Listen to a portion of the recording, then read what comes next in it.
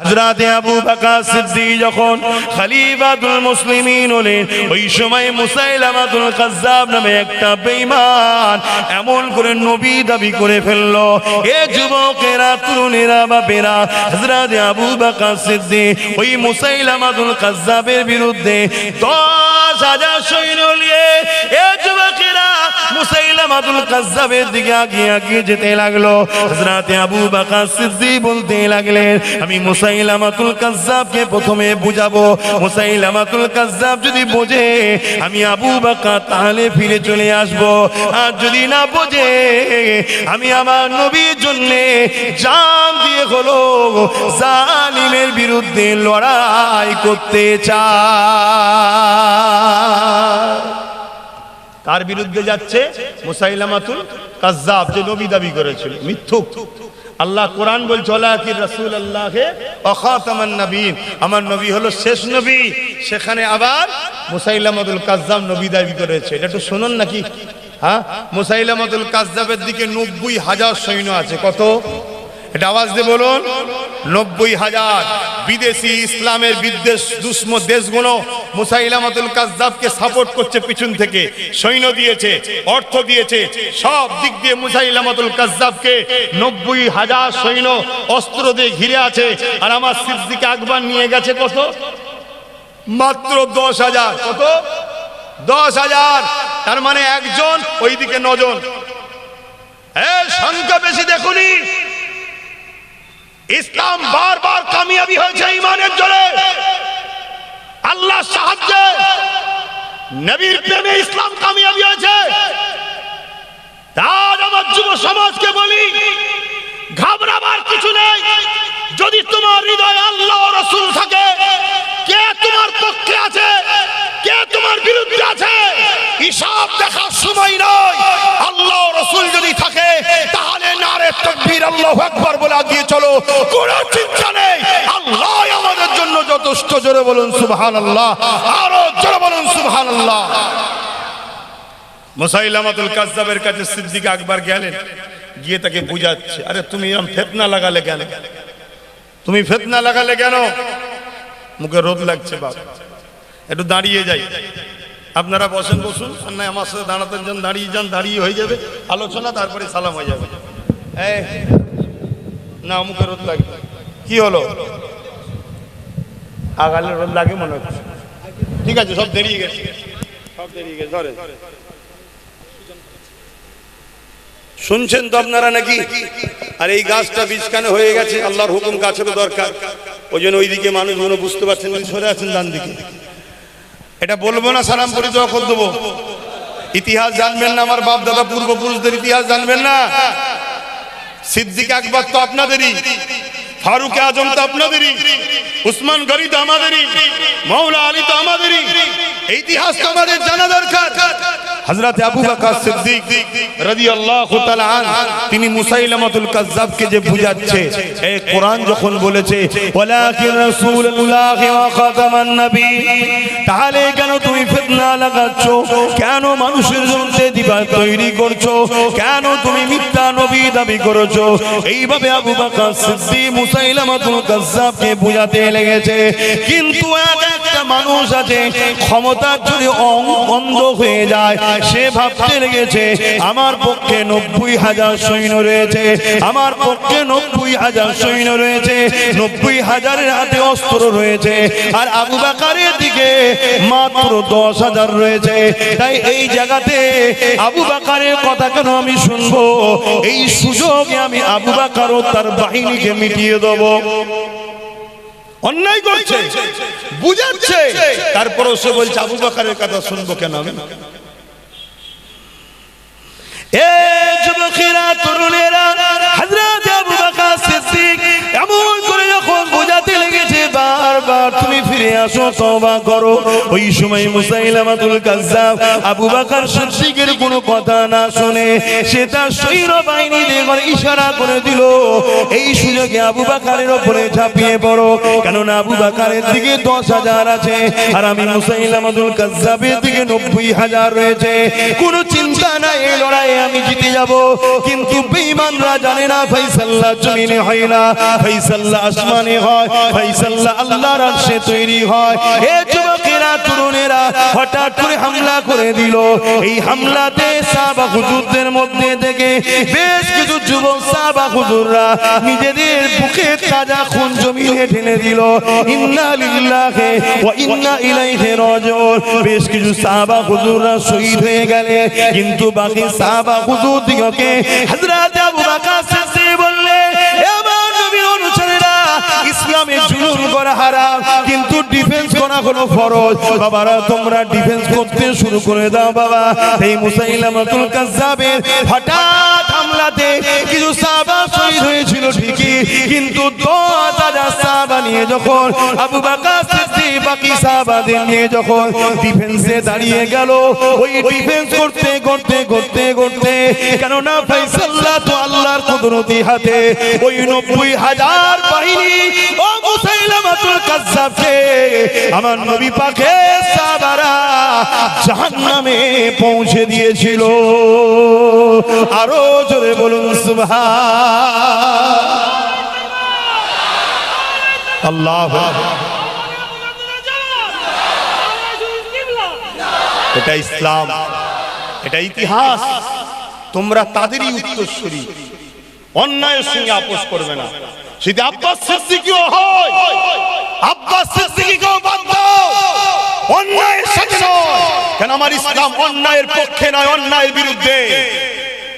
অতএব আজ কেন্দ্র সরকার যেভাবে চক্রান্তের সাথে ওয়াকফ বিলকে হরণ করার ষড়যন্ত্র করছে, এর বিরুদ্ধে আমাদের জীবনের সর্বটুকু কুরবান করে দিয়ে, জানকে কুরবান করে দিয়ে হলো এই বিলের বিরুদ্ধে আমাদেরকে সংগ্রাম চালিয়ে যেতে হবে। এখানে পিছবার কোনো গুঞ্জাইশ, কোনো রাস্তা নয়। ততদিন পর্যন্ত আমাদেরকে লড়াই করতে হবে, যতদিন পর্যন্ত আমরা নিশ্চিন্ত না হতে পারবো যে আমাদের বাচ্চারা, আমাদের পরের জেনারেশনরা মসজিদ, মাদ্রাসা, ওয়াকফকে নিজের সম্পদ হিসাবে নিজেরা দায়িত্ব পাচ্ছে, ততক্ষণ পর্যন্ত এই লড়াই চলবে। আপনারা আমার সাথে কারা কারা রাজি আছেন হাত তুলে দেখান। এই লড়াই চলবে না, চলবে না, হাত তুলে বলুন রাজি আছে। হাত নামান।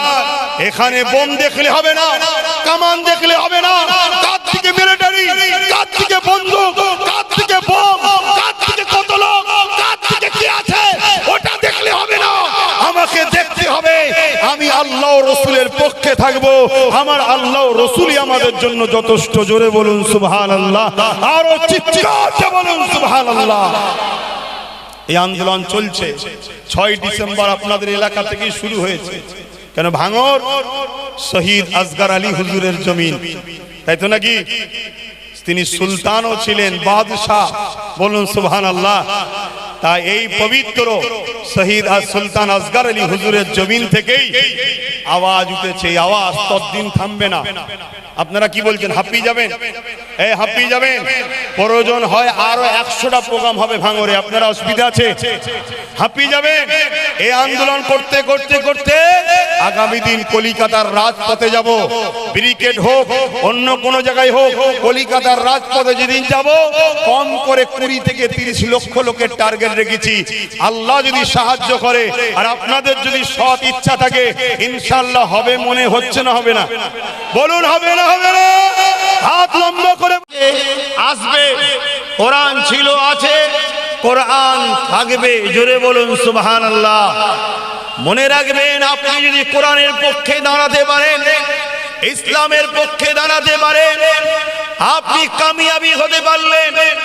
আর যদি কোরআনের পক্ষে না দাঁড়াতে পারেন, ইসলামের পক্ষে না দাঁড়াতে পারেন, ধ্বংস আপনি হবেন, কোরআন ও ইসলাম নয়।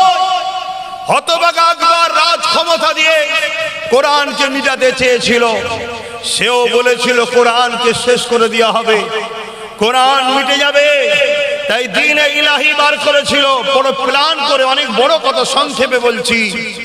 আমার মিলিটারি আছে, আমার ফোর্স আছে, আমি মুগলে আজম শাহিন শাহ বাদশাহ, আরে আমি যা চাইবো সেটা হবে।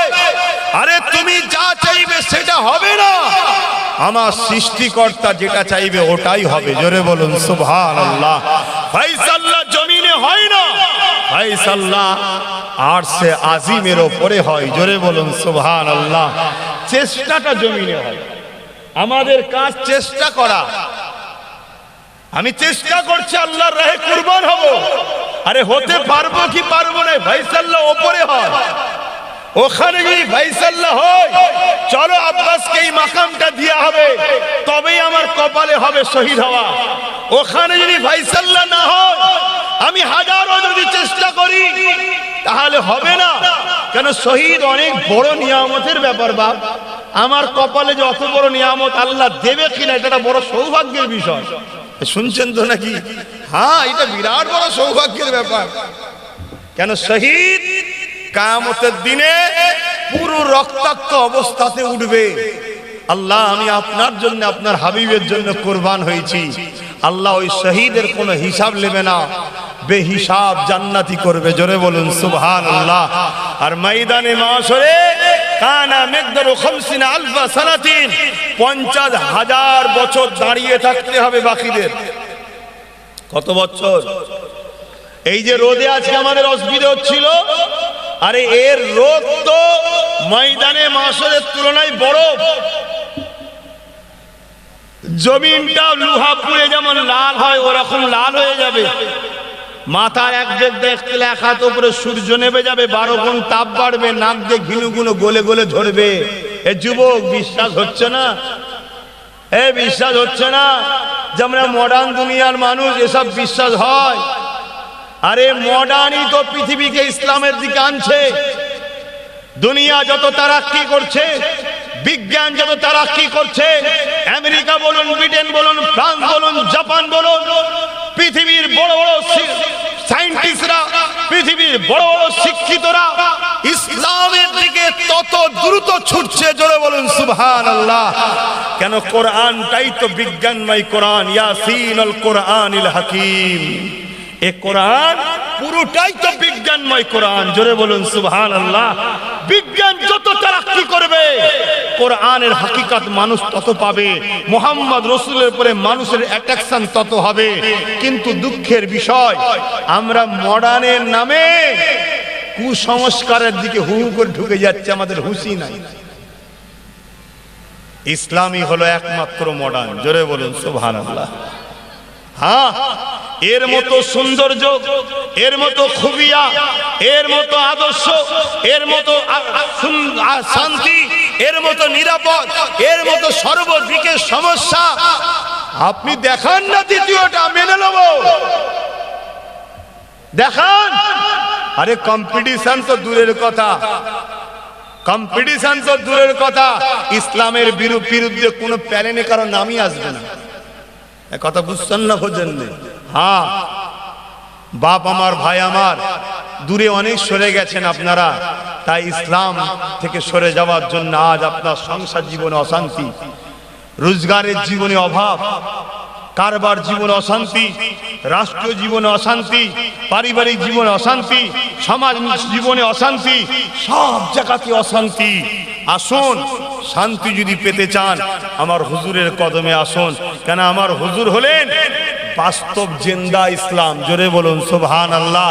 তিনি যা করেছে ওটাই ইসলাম, যা বলেছে ওটাই ইসলাম, তিনার চলাফেরা, উঠা বসা, কথাবার্তা, এটাই হলো ইসলাম। জোরে বলুন সুবহানাল্লাহ। আল্লাহ ছাড় দিয়েছে, ছেড়ে বলুন দেয়নি।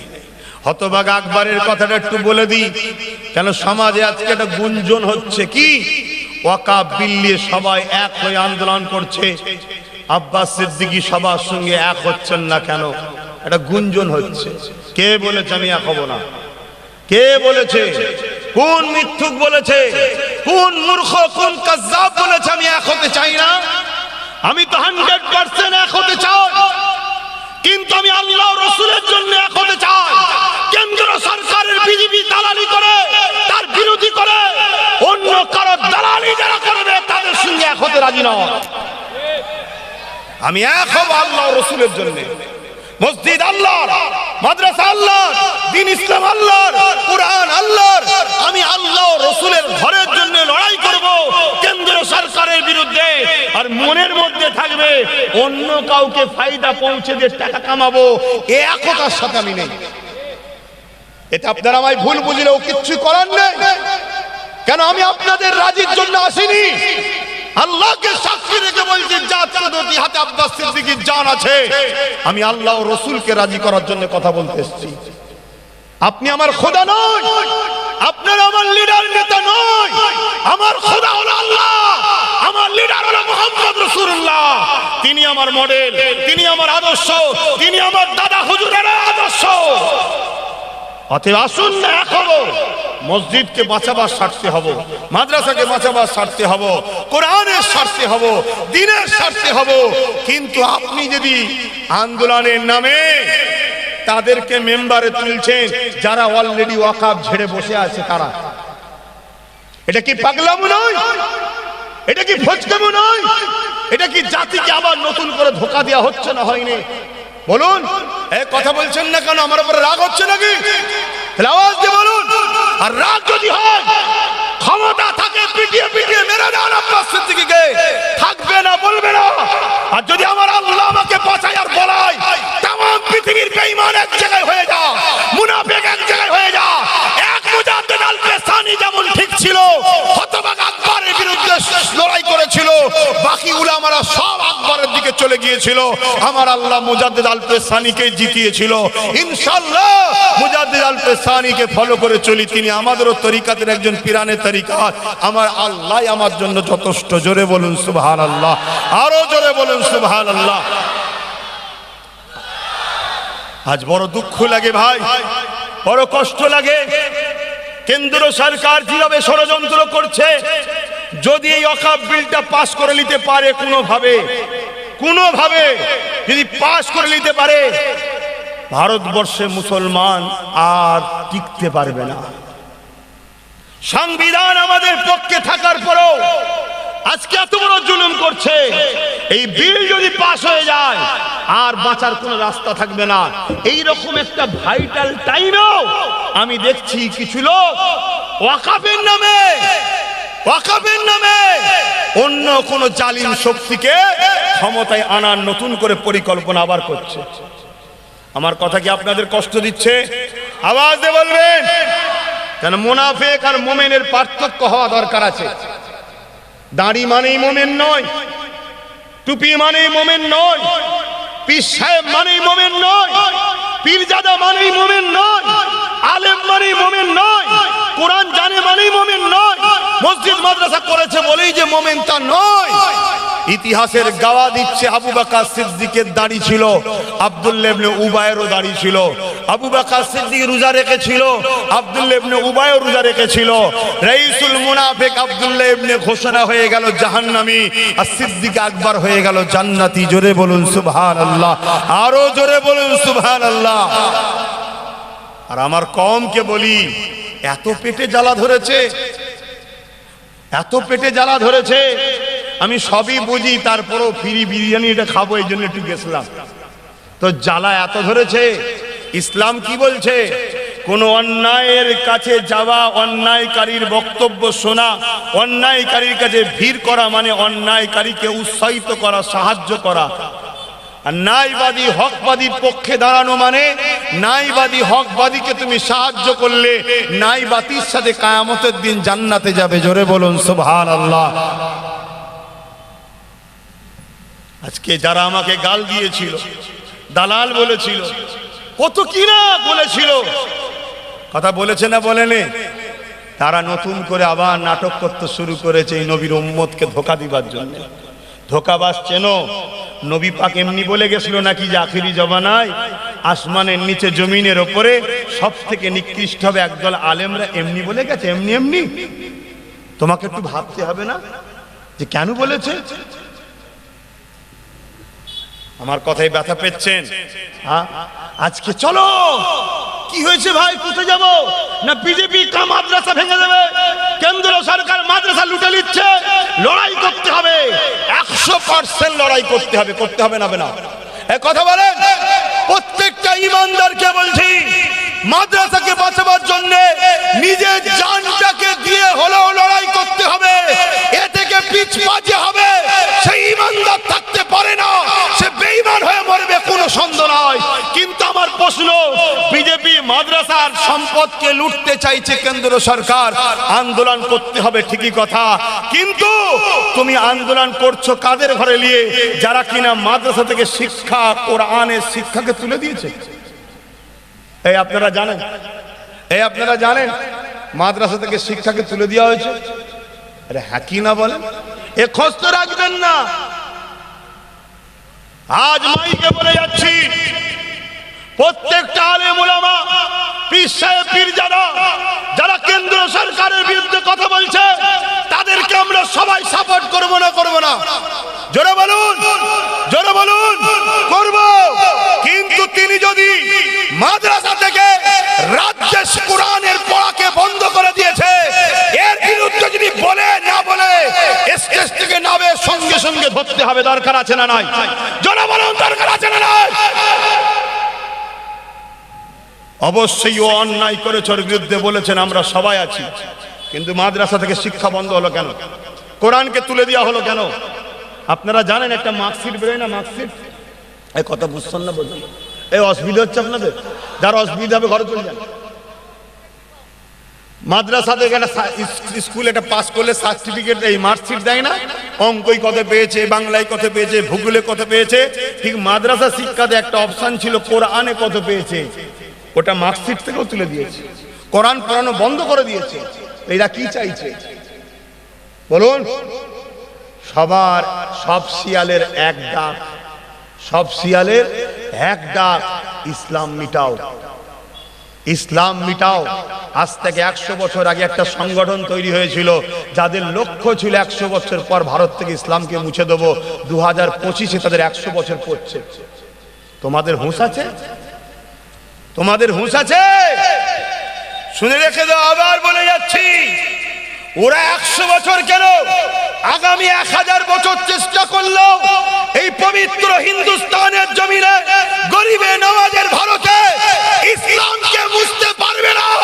আমি চ্যালেঞ্জ দিয়ে যাচ্ছি, ইসলামের পিছনে যত লাগবে তত ইসলাম ভারতে বড় করে আরো বাড়বে। জোরে বলুন সুবহানাল্লাহ, আরো জোরে বলুন সুবহানাল্লাহ। কিন্তু আমি মুসলমান, আমি কোরআনের দাবিদার, কোরআনকে মাননেওয়ালা, আমি বলি ভালোবাসি। আরে আমার একটা মনুষ্যত্ব দায়িত্ব আছে না নাই? আয়ের বিরুদ্ধে, অন্যায়ের বিরুদ্ধে প্রতিবাদ করা দায়িত্ব আছে না নাই? কিন্তু এ তো এক চোখের বিরুদ্ধে আর এক চোখকে সাপোর্ট করা হচ্ছে। কি কথা, কি কথা? অন্যায় কি অন্যায় বলুন। আব্বাস সিদ্দিকী কেন বলেছেন আপনি এক হবে না? আমি তো এক হতে চাই। আমি তো ছোটখাটো মানুষ একটা, আমি তো বাঁচতে গেলে আমাকে তো একই থাকতে হবে রে বাবা। কিন্তু না, তাদের সঙ্গে বাঁচতে আমি রাজি নয় যারা আমার নবীর দুশ্মনদের জন্য আন্দোলন করে। এই কথা শুনছেন না শোনেন না? তাহলে কেন এক হচ্ছে নি খবর পেয়েছেন? আজকে অনেকে বলছেন, আবার পরে এখানে যখন নামলাম কয়েকজন শোনাচ্ছে যে এরকম একটা কথা চলছে যে সবাই এক হয়ে যাচ্ছে, আব্বাস সিদ্দিকী কেন এক হচ্ছে না? আরে কে বলেছে আমি এক হব না? আমার ভুলটা ভাঙছে না ভাঙেনে? তাহলে আমার বিষয়ে মিথ্যা ষড়যন্ত্র হচ্ছে না হয়নি? তাহলে কেন এক হচ্ছে নি মাথায় ঢুকেছে। এবারে আপনারা বলুন, আমি কি এক হব তাদের সাথে? কথা আপনারা বলুন, কারণ আমি আপনাদের ঘরে ভালোবাসি। আপনারা আমার দাদা পীরের মুরিদ, নবীর উম্মত। হাত তুলে বলুন এক হব। হ্যাঁ হব। হাত লম্বা করে বলুন এক হব। বড় দুঃখের বিষয়, হতভাগা আকবর। একটু তাহলে শুনুন আকবরের কথাটা, আরো উত্তরটা ক্লিয়ার হবে। এই বাবু অন্ধকার, খোদার গজবে পড়ে যাবি, খুব বিপদে পড়ে যাবি, তখন দিশেহারা হয়ে যাবি। আমার সাথে ঘাঁটিসনি বাবা, আমার সাথে ঘাঁটিসনি। আমি কারও তাওয়াক্কা করিনি, কেন আমি এতটুকু জানি আমার শরীরে যে জানটা আছে ওটাও আমার নয়। এটা আমার নাকি? এই বলবেন এটা আমার? তো আল্লাহ, আল্লাহ দিয়েছে, তৈরি করেছে তো আল্লাহ, আল্লাহ তো দিয়েছে, আল্লাহ ব্যবহার করতে দিয়েছে। যা আব্বাস সিদ্দিকী শরীরে থাকবে, যা আল্লাহর জিনিস, সময় হবে এই চলে আয়, বেরিয়ে চলে যাবে। হ্যাঁ এতদিন আমার সাথে ছিলিস, কিছুক্ষণ থাক, আর তুমি কে হে, যাই চলে যাবে, ঠিক না বেঠিক গো? অতএব এটাও যখন আমার নয়, তাহলে কি আশায় আমি এত চেষ্টা করব? হ্যাঁ, কার জন্য ভাববো? নিজের জানটাই নিজের নয়, ও মালিকের সৃষ্টি করা জিনিস, আল্লাহ সৃষ্টি করে দিয়েছে। যতদিন থাকবার থাকবে, যতদিন ডাকবে ডেকে চলে যাবে। স্পষ্ট ভাষায় বলে যাচ্ছি, ভাঙর কাশীপুর এলাকার মানুষ, যদি আব্বাস সিদ্দিকীর রস শুনতে আপনাদের অসুবিধা হয়, দাওয়াত করবেন না, কিন্তু নিয়ে এলে আমি বাপ নীতির ওপরে মজবুত। আমার আব্বার নাম পীর আল্লামা জুলফিক আলী আব্বাস সিদ্দিকী, তিনার আব্বার নাম পীর আল্লামা আশেকে রসুল জুলফিকার সিদ্দিকী।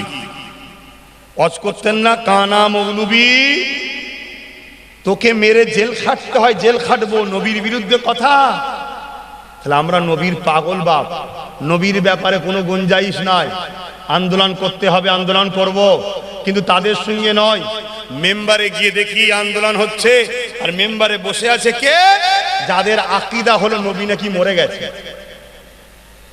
এই শুনছেন না? শুনছেন? নবীকে যে মরা মনে করে, সে কি নবীর ইসলামের দুশ্মন নয়?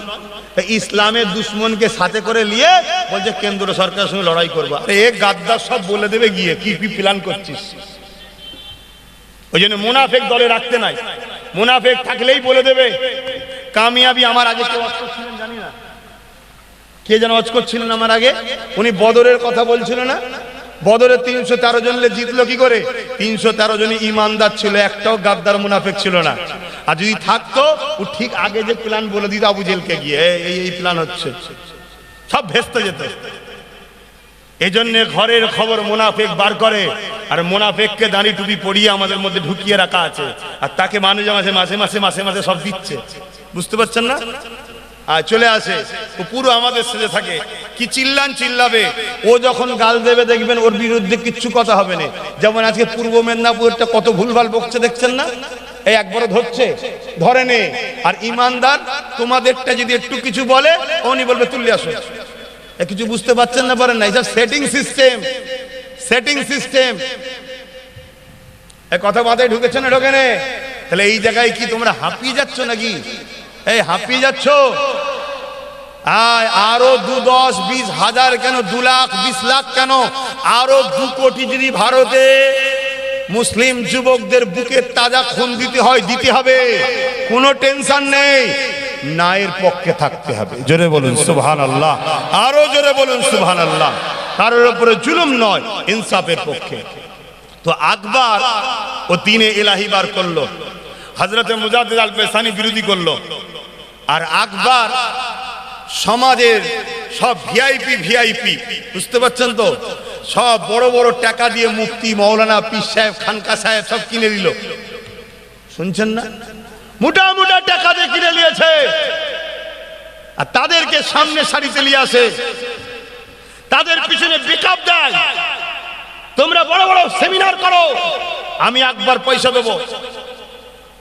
তারা মাইকে দাঁড়িয়ে বড় বড় সব স্কলার, বড় বড় মুফতি, বড় বড় মৌলানা, বড় বড় পীর সাহেব দাঁড়িয়ে গিয়ে সব বক্তব্য দিচ্ছে, সমাজ বোঝো, সমাজ বোঝো।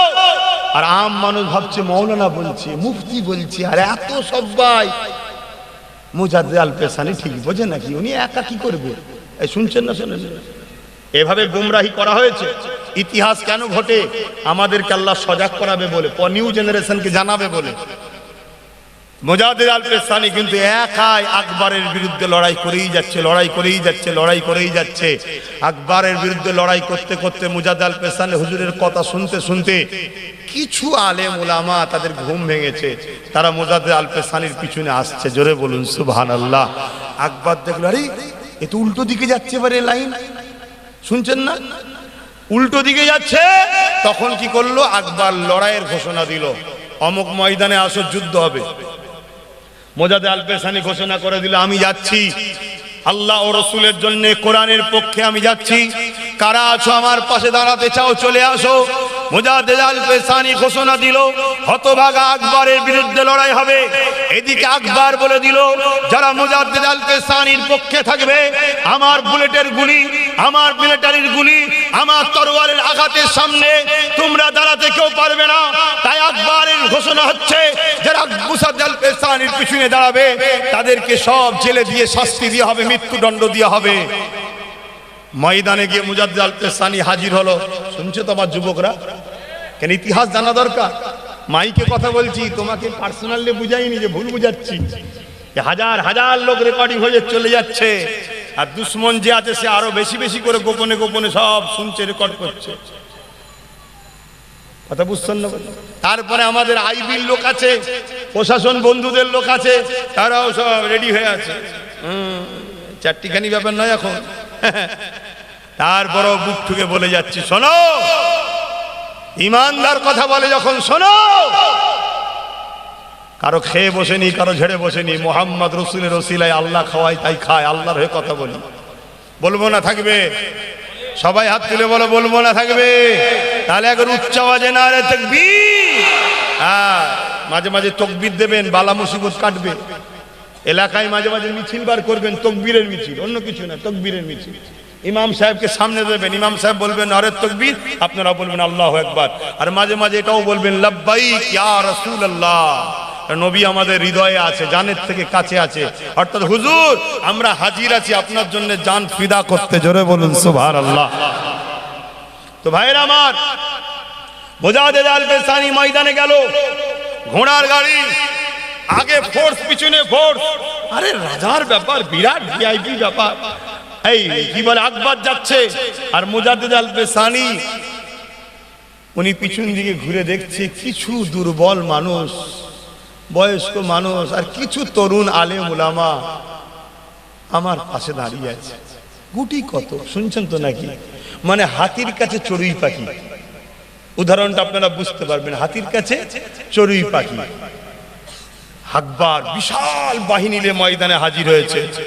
বিশাল বাহিনী যখন ময়দানে হাজির হয়েছে, মুজাদ্দিদ আল পেসানির চোখ দিয়ে পানি জড়াচ্ছে। আল্লাহ, তোমার কোরআনের পক্ষেই গুটি কত, তোমার দিনের পক্ষেই গুটি করো। অথচ যারা মুসলিম দাবিদার, অর্থের জন্য, ভয়ের জন্য, জান বাঁচাবার জন্য আজকে আকবরের দিকে চলে গেল। হে আমার মালিক, আমি মুজাদ্দিদ আল পেসানি ফয়সাল্লাহ দেখতে চাই, তোমার কাছে ভিক্ষা চাই, তোমার সাহায্যের আশা চাই। আজ তুমি আমাদেরকে সাহায্য করো। আল্লাহর ওলির দোয়া কবুল হয়ে গেল। আল্লাহর পক্ষ থেকে বিশাল তুফান শুরু হলো। ওই তুফান মুজাদ্দিদ আল পেসানি ও তার বাহিনীর মাথার উপর দিয়ে গিয়ে জমিনে নামলো। ওই জমিনে সামনে দিকে আকবর ও তার বাহিনীকে সব নিয়ে গিয়ে জাহান্নামে ভরলো। জোরে বলুন সুবহানাল্লাহ, আরো জোরে বলুন সুবহানাল্লাহ। বড় বড় আলেম, মুফতি, মৌলানা দাবিদার ছিল, কিন্তু দুনিয়াদার। নবী বলেছেন আলেম দুই ধরনের, একটা খৈরুল উলামা, একটা শাররুল উলামা। একটা দুনিয়াদার, একটা আল্লাহ ও রাসূলের জন্য। কথা মাথায় ঢুকছে? একটু বুঝে বুঝে পা ফেলা দরকার আছে না নাই? তাহলে বলুন, আমি কি তাদের সঙ্গে মিশবো যারা আমার নবীকে মরা বলে? আমি কি তাদের সঙ্গে মিশবো যারা আমার কোরআনকে শেষ হয়ে যাবে বলে? আমি কি তাদের সঙ্গে মিশবো যারা মাদ্রাসা থেকে কোরআনের তাফসীরের সিলেবাসকে বন্ধ করে দিয়েছে? এক কথা বলেন, আসুন না, আমার মসজিদ, আমার মাদ্রাসা, আমার দিন। আরে আমাদের জন্য কাউকে লাগবে না, আল্লাহ আছে। আর আমার দেশের সংবিধানও তো আমাদের সাথে আছে। তাহলে সেই সংবিধানকে নিয়ে, আল্লাহ সাহায্য নিয়ে আমরা নিরপেক্ষভাবে হক কথা বলি না। আসুন না, আমরা সবাই উলামারা, পীর সাহেব, পীরজাদা, আলেম উলামা, মুফতি, মাওলানা সবাই এখন কি হওয়া দরকার আছে না নাই? হ্যাঁ ভাই, এক হওয়া দরকার। এ সময় যদি এক না হয় কবে হবে? আমি এক হবার আহ্বান দিলাম, আমি ডাকলাম, আসুন, ডায়ে নয়, বায়ে নয়, সামনে নয়, পিছনে নয়, শুধু আল্লাহ ও রসুলের জন্য আমরা এক হই। যারা আল্লাহ ও রসুলের পক্ষে আমরা এক হই। কোরআন আমাদের জন্যে, রসুল আমাদের জন্যে, আল্লাহ আমাদের জন্য, দিন আমাদের জন্য, আর আমার দেশের সংবিধানও তো আমাদের পক্ষে আছে। ঠিক না বে ঠিক গো? তো যাক, সময়ের দিকে খেয়াল করে তারপরও একটা ছোট্ট কথা বলে যায়। হযরত